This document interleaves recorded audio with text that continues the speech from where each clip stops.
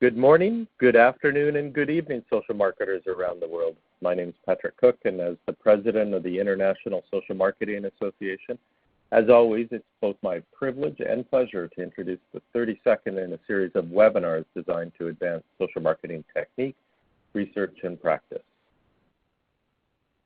I'm here today with my colleagues, Jay Kathir, Catherine Sadler, Nadia Zainuddin, and Dave Cutter. Dave is our technical host of the webinar series. Catherine helped organize today's webinar, and she'll be moderating. And Jay is, of course, the manager of our webinar series.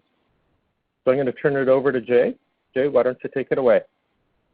Thank you, Patrick, and good morning, everyone. I want to remind you that if there is more than one of you at your location, we would appreciate it if you would let us know how many you are using the chat box. And also, please ask questions using the text box as they come to you. Don't wait till the end of the talk. We'll answer your questions at the end in roughly the same order as they come in. And I think I'm going to skip by these two polls. Trying to get past them. There we go. And then I'd like to introduce Catherine Sadler, who's organized today's webinar and who will introduce our speaker. Good morning, all. Good afternoon. Good evening. Nadia Zainuddin is an academic researcher in pursuit of a societal betterment through her research work. She has a PhD in social marketing from the Queensland University of Technology in Brisbane, Australia, where she wrote her dissertation entitled Value Co-Creation in Social Marketing Wellness Services. She is currently a senior lecturer, the Australian equivalent of an assistant professor, at the University of Wollongong in New South Wales, Australia. Much of her existing work has been concentrated on health services, where she has worked in partnership with Australian service organizations like Queensland Health Breast Screen, Queensland Cancer Service, and the Australian Red Cross Blood Donation Service. Some of her current work includes understanding how gender inclusion work practices can be implemented in STEM fields, and how masculine identities impact on men's health and well-being. Nadia, over to you. Thank you, Catherine, and thanks everybody for attending this webinar, and thank you for having me here to talk about my ideas about value destruction and social marketing services. I am going to start by briefly introducing the topic by talking about the role of services in social marketing and social change. And then I'll move on to the concept of interest, which is value creation and destruction. I will be drawing on a research case study based on the recently completed project that I conducted with my colleague Cheryl Leo from Murdoch University in Western Australia. And I'll use this project as a case to exemplify the concept of value destruction in services for social change and talk about the implications of this from a practical point of view. So many organizations use services as part of their social change programs. However, service thinking isn't something that has really fully permeated the delivery of social marketing programs that contain service components. There has been some early acknowledgement of the relevance of service thinking in social marketing. So, for example, Rebecca Rosser-Bennett and her colleagues Matt Wood and Joe Previty first published their ideas about key service theories that social marketers should understand and use. And Craig Lefay and Jennifer Caston have also done a webinar on service design for social marketers several years ago. However, services marketing perspectives and ideas in social change are still in their relative infancy, and services remain a relatively untapped resource for social marketers. Here are some examples of services that are used as part of broader social change programs in Australia. We have Lifeline, which is a crisis support and suicide prevention telephone line. Mum Butt Connect is a mobile phone breastfeeding support service via messaging. and the Australian Red Cross blood donation service is a more traditional face-to-face service. And AIM is the Australian Indigenous mentoring experience, and it's a mentoring program for Indigenous Australians. So we can see that services do have a role to play in social change. Other contexts in which there has been some discussion and some research about services in social marketing include areas like mental health and cancer screening. And in social marketing, we're really interested in long-term maintenance of positive behaviors that benefit people, communities, and societies in which they live. And one of these positive behaviors can manifest in the form of service use, especially if they are services that are designed to, support people, improve and maintain their health and well-being, for example. And so maintaining service use is really important in social marketing because of the long-term benefits associated with continued long-term service use. However, although there has been some foundational work that integrates service ideas with social marketing, this hasn't always kept up with the developments and innovation in the services field. So, for example, a new idea might appear in services thinking that's relevant to social marketing and social change, but you normally wouldn't see the uptake or adoption or integration of these ideas in social marketing until quite many years later. For example, one of the key research streams within the services area is about value creation, and this began to appear on the radar of services marketers about a decade and a half ago. It's understood as a process which an organization and its customers interact at various stages of the consumption process in order to create a product or a service. Value creation has been examined empirically in the social marketing space. We know that multiple actors are involved in this process. We know what contributions these actors need to provide. So, for example, organizations need to provide not only the technical expertise towards this consumption process, but also things like interpersonal qualities and administrative efficiencies in order to create value for their service users. And we also know that service users themselves need to provide cognitive and affective and behavioral contributions towards their own service experience in order to co-create value with the service provider. And this results in a variety of value dimensions, such as functional, emotional, and social altruistic value. And that leads to outcomes such as satisfaction with your experience, intention to use the service again, and repeat service use. So going back to my point about the relatively slower uptake of services ideas in social marketing, you might notice a lag of nearly a decade from when ideas about value creation were first introduced in the services field and when they are eventually adopted in the social marketing field. Nevertheless, value still remains a relevant concept for social change, and a lot of people working in this space see this as a useful idea to consider and to adopt. However, a lot of the existing work has assumed a positive valence in the consumption process and hasn't really fully considered what happens when positive new behaviors such as service use are abandoned. This image here is an example of a current program by the New South Wales state government in Australia about smoking cessation. The campaign is called Never Give Up Giving Up, and it's an interesting campaign because it explicitly acknowledges that maintaining positive behaviors can be challenging and that relapse of negative behaviors happens and isn't something we should be ashamed about. So a lot of the key messages behind this campaign is that, oh yes, you may have tried to quit smoking in the past, weren't very successful, you didn't last very long, but that's okay as long as you keep trying. So while we know that creating value can help support behavior maintenance, there is a lack of understanding of what happens when behavior cessation or interruption occurs. So this brings us to the concept of value destruction. And in the work that Cheryl and I have published recently on value destruction in social marketing, we believe that behavior cessation occurs because some form of devaluation has occurred in the consumption process. And in the services literature, this is also called value destruction.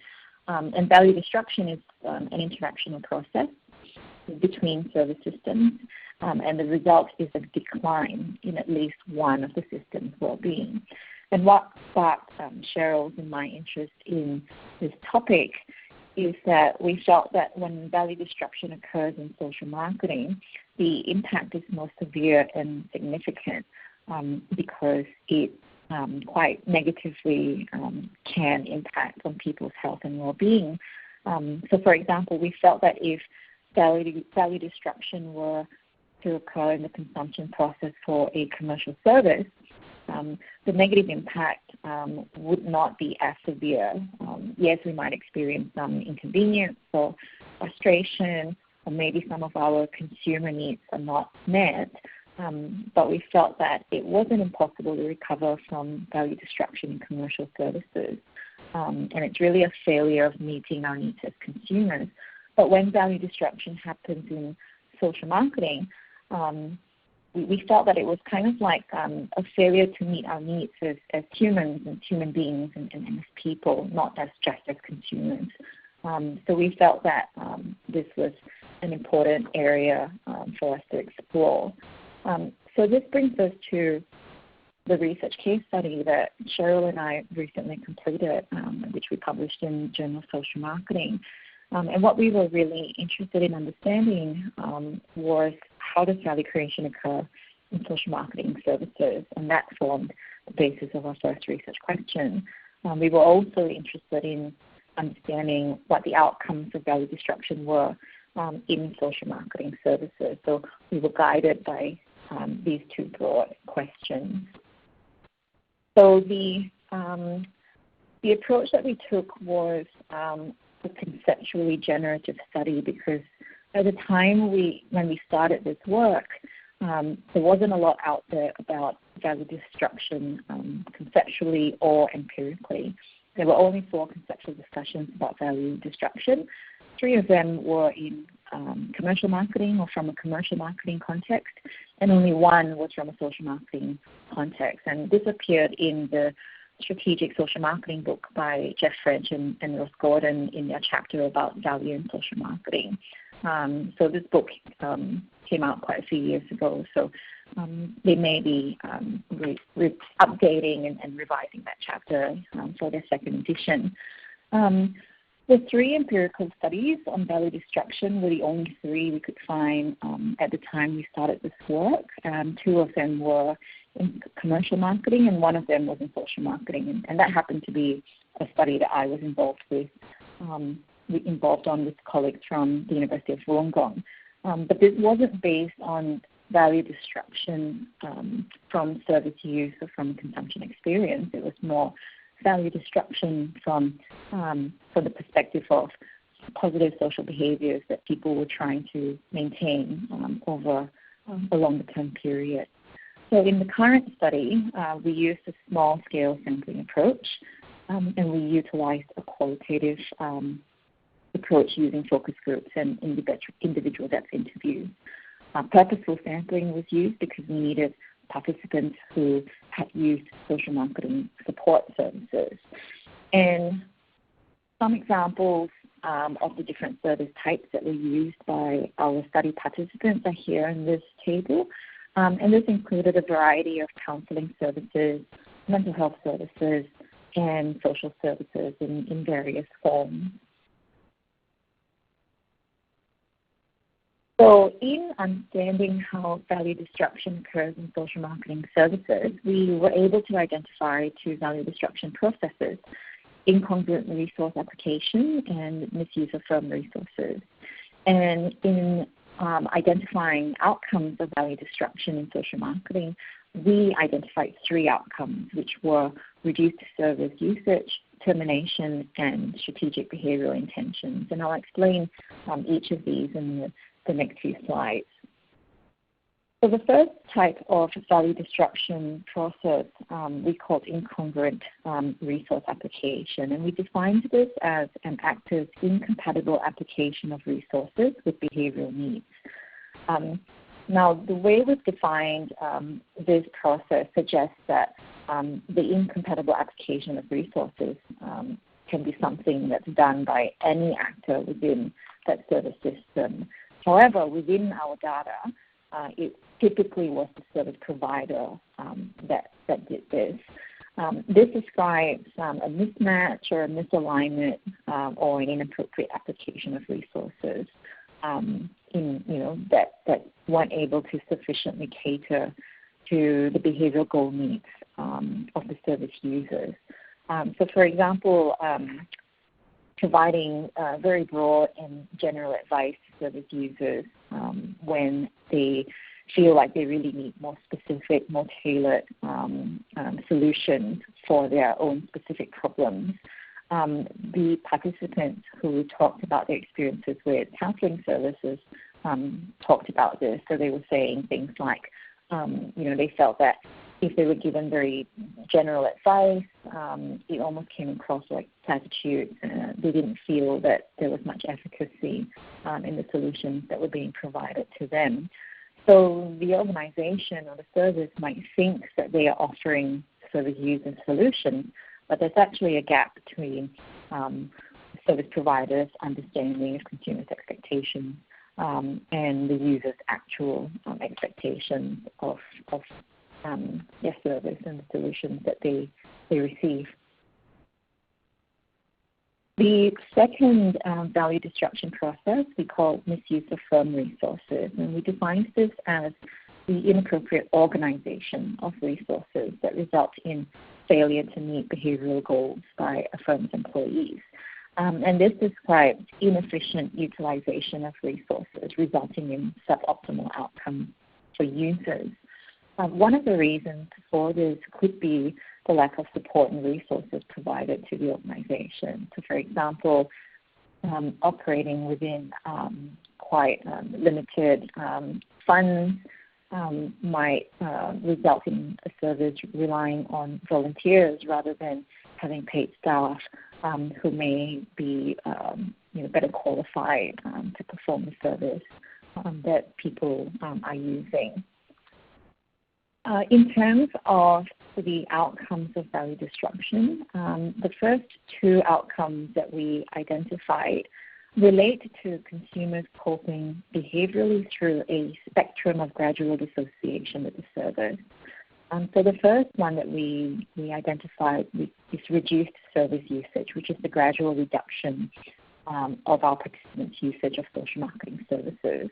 And this is problematic when service use is required at regular intervals in order to be the most effective or in order to achieve optimal outcomes. So, for example, if someone is recommended to go for weekly counseling sessions over the course of 10 weeks because this is more effective, but instead they choose to do a monthly counseling session over the course of 10 months.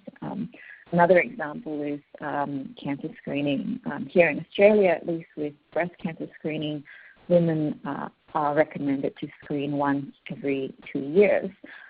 So if a woman decides to do this any less than that, so if they decide to do this every 3 years or 4 or even more, the risk then increases because of this reduced service usage.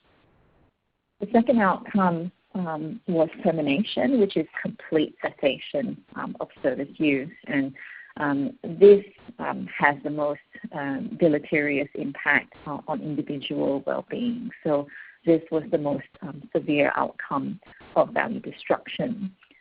The third outcome reflects how service users may creatively seek alternative solutions to overcome the value destruction processes. We call this strategic behavioral actions, which refers to the service user's tendencies to find alternative solutions that may involve different ways to overcome the value destruction process. So it's almost like the service user is having to think on their feet or being extra creative or having to go the extra mile in order to make up for any failings or shortcomings on the part of the service provider.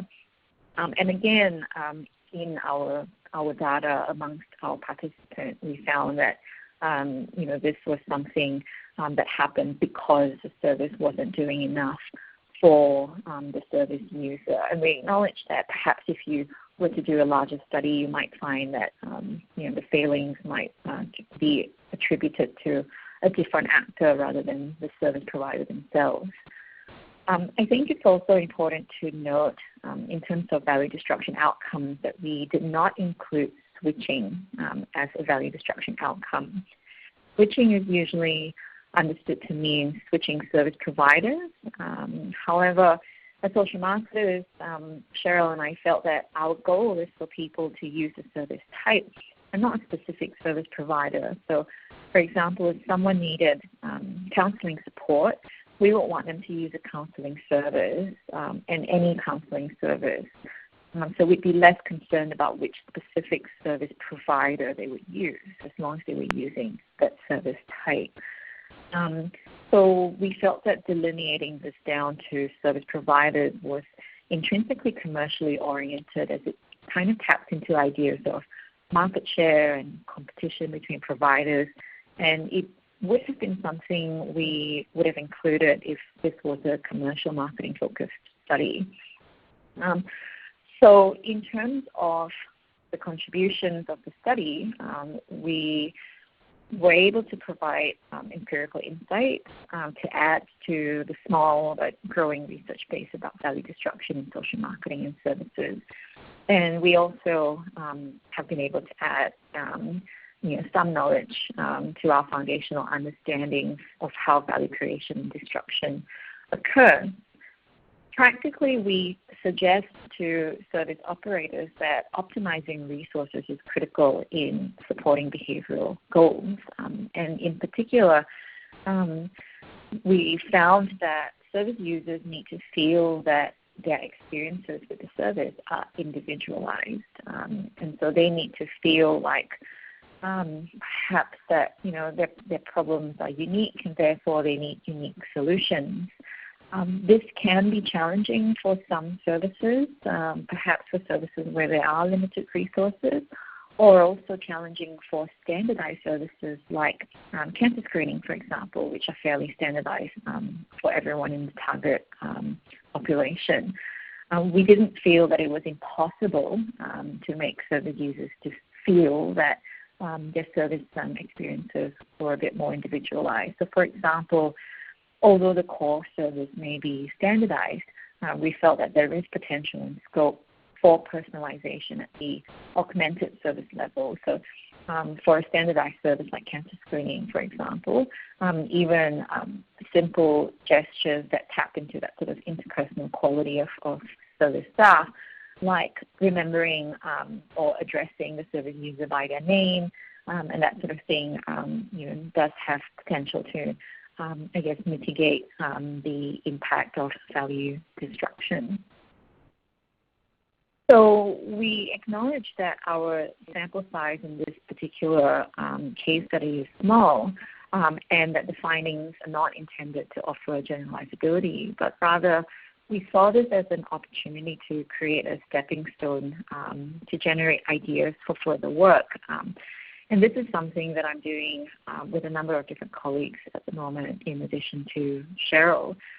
One of our suggestions is that further work on multiple service types would be very useful because different services are quite different in their nature. And I've mentioned standardized services like cancer screening, but then you've got other services like counseling services, which may be quite unique from case to case.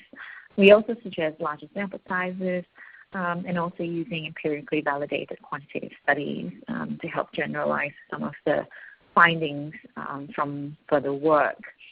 In terms of how my colleagues and I are advancing this work further, because we acknowledge that non-use of social marketing services is potentially harmful, Therefore, termination presents the most deleterious impact on well-being outcomes. And as a consequence of this, Cheryl and I are currently working on an extension of the study where we are focusing further on termination.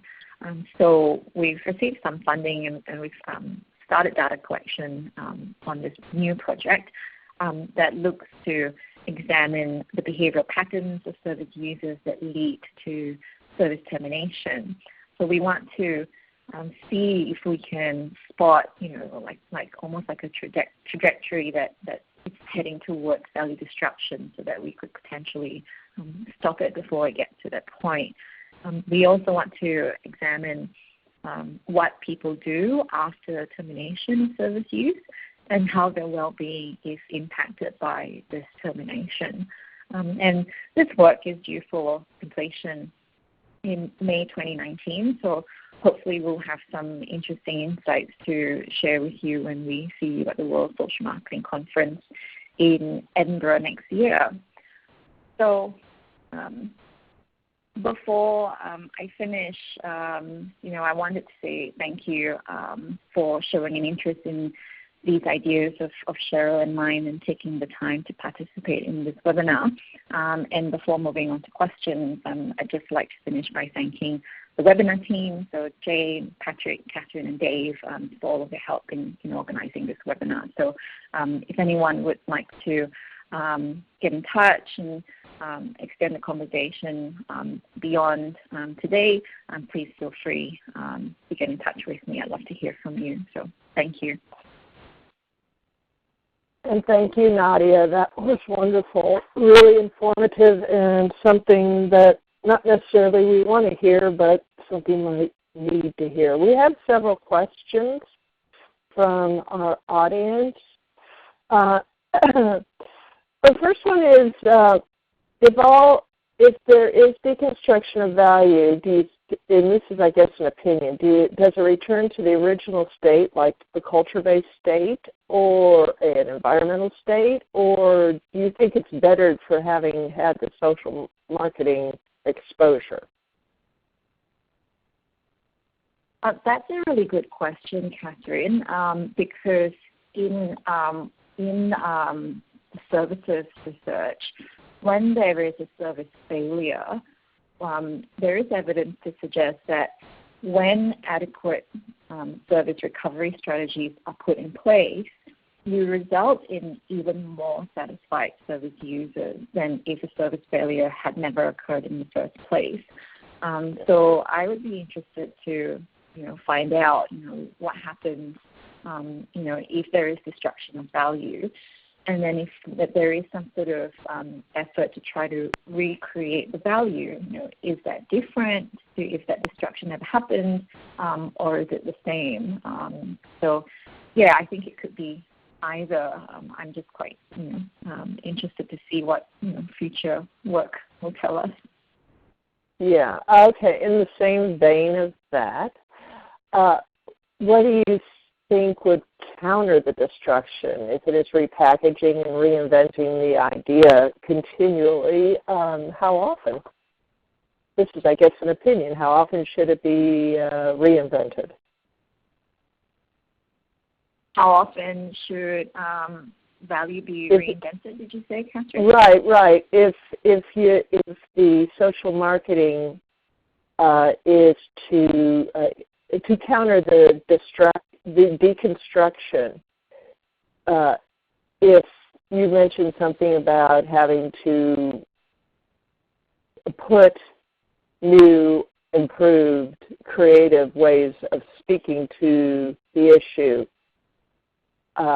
put those out to keep it, I guess, in the forefront, how often should the marketing be reamped? There's a word. Yeah, have you done any work around that? Yeah, how often do you revisit what the service users, what kind of value the service users want? I think it depends on the service type. And that's why one of the suggestions for further work is to compare between different service types. If you think about a service like cancer screening, it's something that you do once every few years, for example. So the frequency at which you engage with that service type is very different from a service like a counseling service where you do counseling more frequently, but it's for a shorter period of time. So if you're doing, in Australia, once you turn 50 until the age of 75, that's when you're meant to do breast cancer screening. So that's a period of 25 years. But if you go for counseling, normally depending on what specific counseling you're after, you might be recommended to do a session, a course of 10 sessions, or you might be, recommended to do counseling for a year. So they are quite, significant differences in terms of frequency, in terms of how long you should be engaging with these services, and other services. Like other well-being services, maybe things that we do for the remainder of our lives. So I think it's about probably identifying when you switch as a service user from a novice user to an experienced user. So there has been some research that suggests that depending on whether you are new, whether you're or whether you're old hat, you expect different types of value from your experiences. So I think the key for service organizations is to figure out at what stage of what we call marketing the customer life cycle, at what stage of the customer lifetime do they then switch stages from, beginner or novice to intermediate, user to advanced user or experienced user. And then I think you benchmark the time there, and that's when you would revisit not just how value can be created, but, what are the different ways value is destroyed for people depending on what stage they're at. Very, very difficult when it's, say, an annual visit to the doctor for a screening or in what you were talking about, breast cancer screening every 2 years. You've got a very long study ahead of you.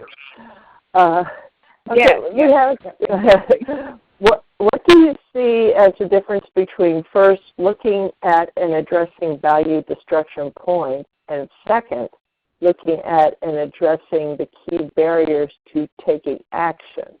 Are there pros and cons for each approach? I think that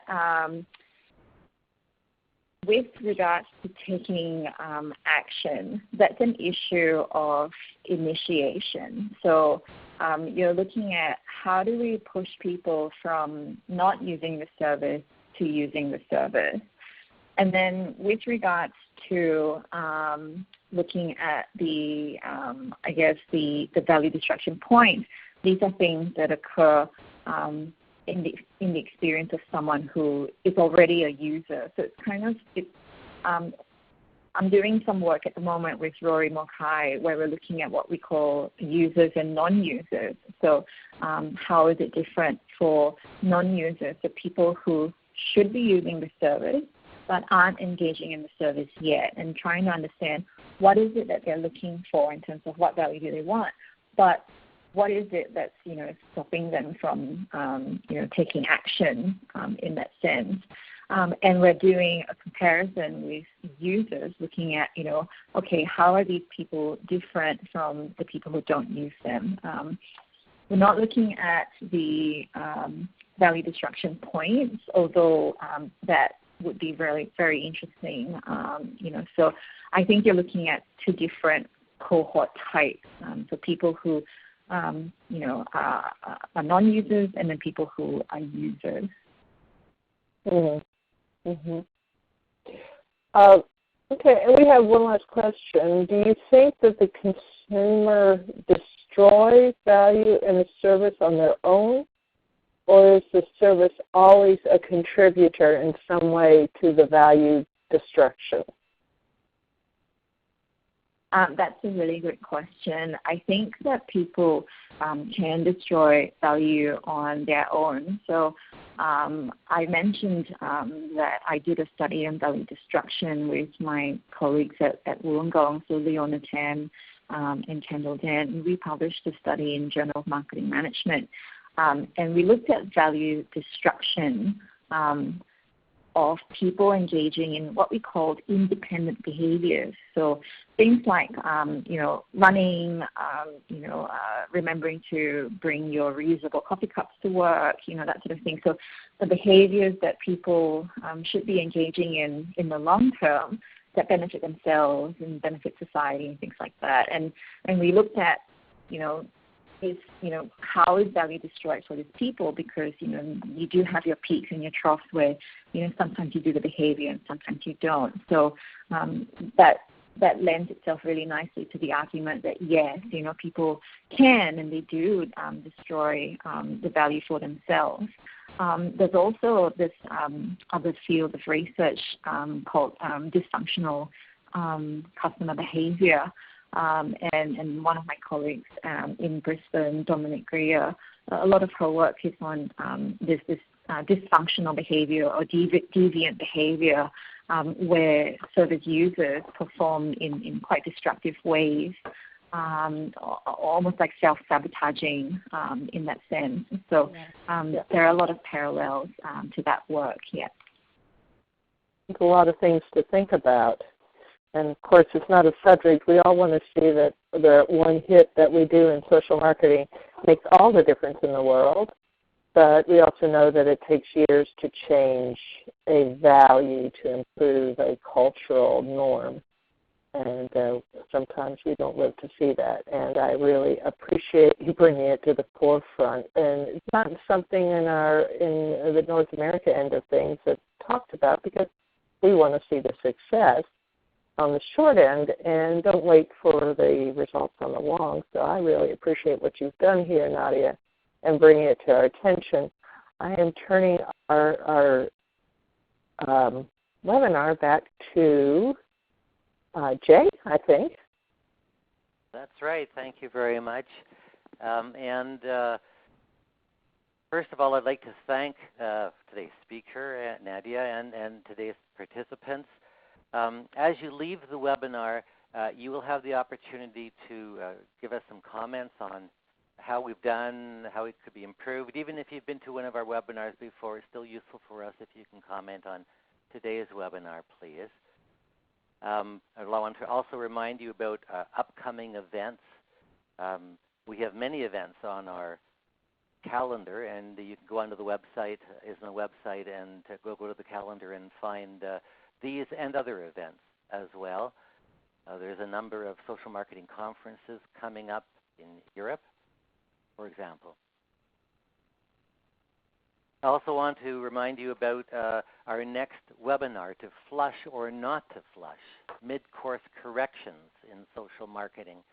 And registration is now open for that one.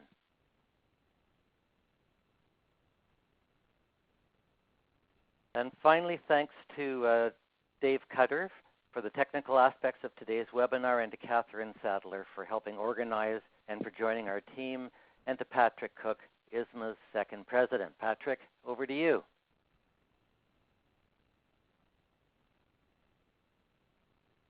Great. Thank you very much, Jay, and thank you to everyone. I just wanted to echo Jay's thanks to the team that pulled together today's webinar.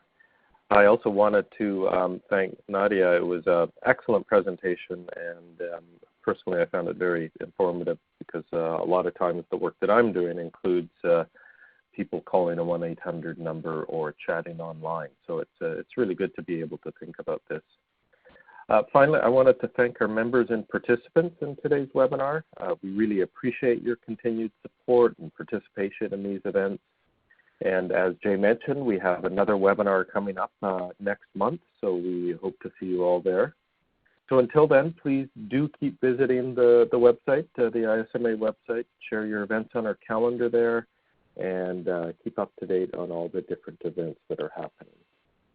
This is the International Social Marketing Association, and we now conclude today's webinar.